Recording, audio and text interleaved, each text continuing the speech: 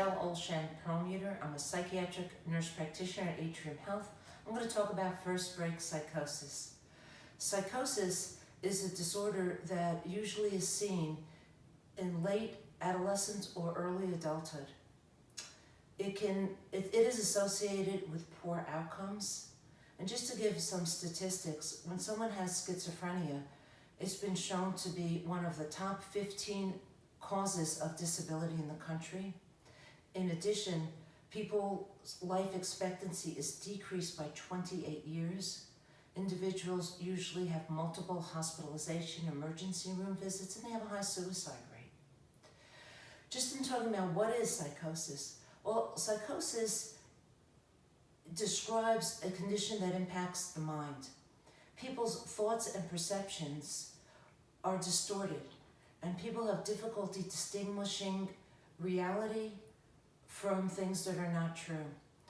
So an example of this is someone might have what's called delusions. Delusion is where someone has a false belief. So an individual can believe something even though reality around them will indicate it's not true, but they hold on to this conviction.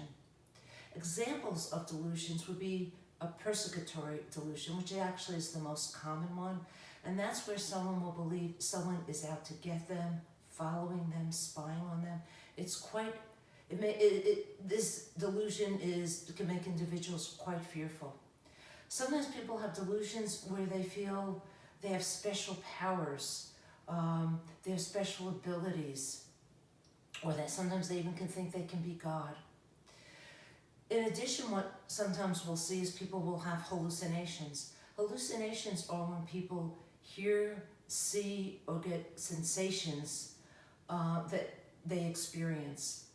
Example is auditory hallucinations, where someone will hear voices that no one else hears. They can have visual hallucinations where they might see an object or a person or have glimpses of it, but they're really not there. Or they can get strange sensations throughout their body.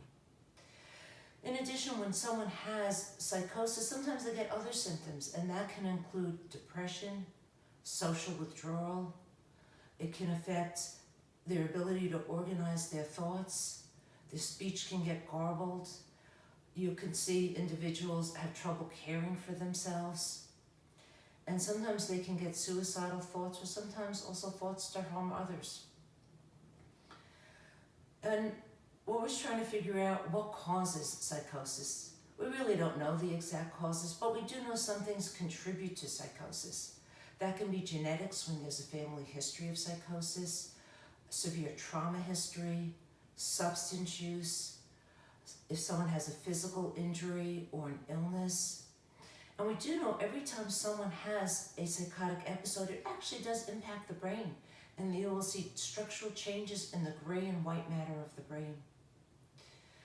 We always want to look out for early warning signs. Early warning signs can be where someone experiences, hearing a sound briefly that comes and goes. They're a little concerned about it.